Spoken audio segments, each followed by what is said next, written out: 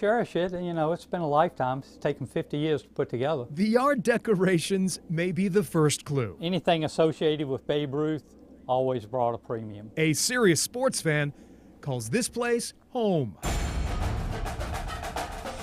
The next item is more so than what's here. But you probably have never met a fanatic like Ron Pomfrey. Enjoy the hunt, going after it. His memorabilia collection, The older the better. rivals any museum from Canton to Cooperstown. Here we have a Pittsburgh Steelers game helmet from 1940. Ron's rare artifacts Condition is good, rarity is better. span professional and college sports. Very first Super Bowl ticket, January 15th, 1967. From tickets to historic games, The cost of a reserve seat was $12.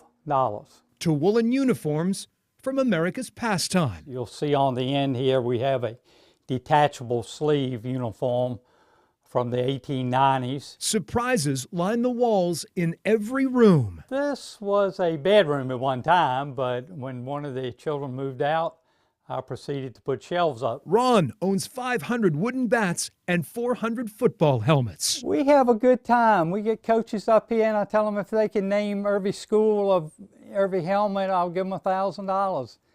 And no one's been able to do it yet. So Don't try inventorying the rest. it'll take too long.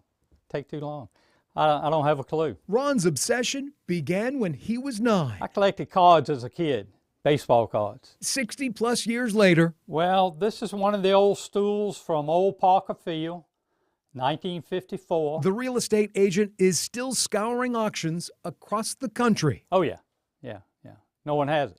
One of a kind. That's what we look for. Like this chapstick display with San Francisco 49er and Henrico native Ken Willard. Well, I've been looking for 40 years, and it's only the second one I've seen. What does his family think about his hobby? Probably that I'm crazy, but other than that, tell me something I don't know. Ron's specialty, though, Only one I've ever seen, other than in a picture. relics with a Richmond twist. This is a cheerleader uniform from the old Richmond Rebels. I believe it was around 1964. The 72-year-old has even penned 2 books detailing the roots of football and baseball in the River City. How much does the story mean to you? Well, the history of the sport, whether it be football or baseball, I think needs to be carried on, especially the history of a sport in Richmond. Ron has spent a small fortune on his treasures. If you have a passion and the persistence, you can do whatever you want. But his most prized possession wasn't worn by Ted Williams or used by Jim Brown. Here we have a glove, kind of sentimental to me in that it was my very first baseball glove that my dad bought me from Sears. Priceless. I'd get rid of anything probably in here before I got rid of this. Pomfrey is determined to share his treasures with you. We would like to see it displayed in some type of museum or ball stadium in the Richmond area.